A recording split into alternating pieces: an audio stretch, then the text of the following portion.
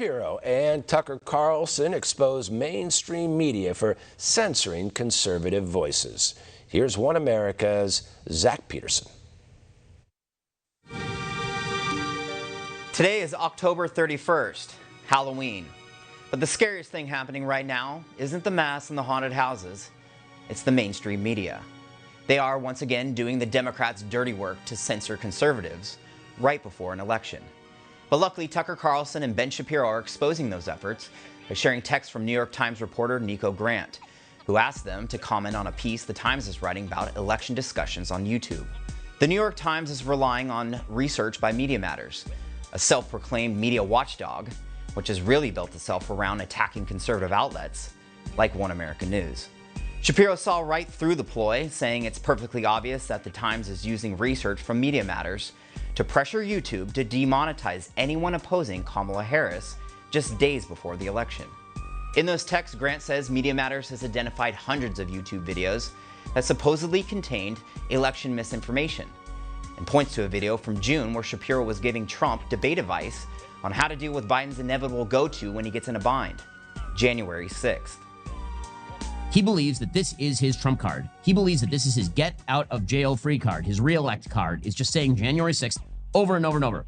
Threat to our democracy, terrorist insurrection.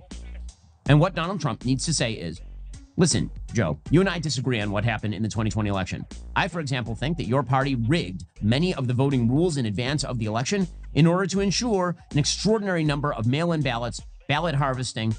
Defending that clip, Shapiro says if election misinformation means pointing out the rigging of voting rules in 2020, leading to unprecedented mail-in voting and ballot harvesting, then the New York Times might want to talk to CBS, or even look at the articles the Times wrote themselves. But he says whether it's actually misinformation or not isn't the point. To be the target of the left-wing media's push for censorship, you just have to support Trump. Legacy media's hypocrisy knows no bounds. They shut down the Hunter Biden laptop story in 2020 and laundered the claim it was Russian disinformation. But this election, they're even more brazen, openly trying to intimidate YouTube to shut down anyone who isn't pro-Kamala. So, Shapiro says if the New York Times wants a comment, here it is. Kindly go f yourself. Tucker Carlson shared almost the exact same text sent to him, and his reply was the same. I told you to f off. One American News has been the target of these attacks from Media Matters for years. In fact, they put out 370 articles from 2020 to 2023 dedicated to trashing OAN. Just look at some of their headlines. One American News' racist falsehoods undermine DirecTV's appeals for racial justice. AT&T funding OAN's incendiary misogyny and virulent anti-abortion tirades. Cable providers beware. OAN's new lawsuit against DirecTV is another example of its recklessness. OAN loses DirecTV. It continues pushing anti-vaccine lies and conspiracy theories. DirecTV to drop One American News following call from Media Matters. OAN is flooding Instagram with hate speech and misinformation. Those are just a few of the hundreds of headlines over the years. Here's something you probably don't know. One American News has been demonetized on YouTube for nearly 4 years. And it all started with a coordinated effort to silence OAN during the 2020 election.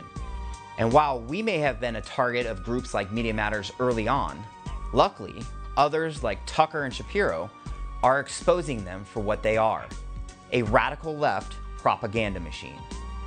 For One American News, I'm Zach Peterson, and that's The Scoop. Straight ahead on One American News, Wall Street ends low.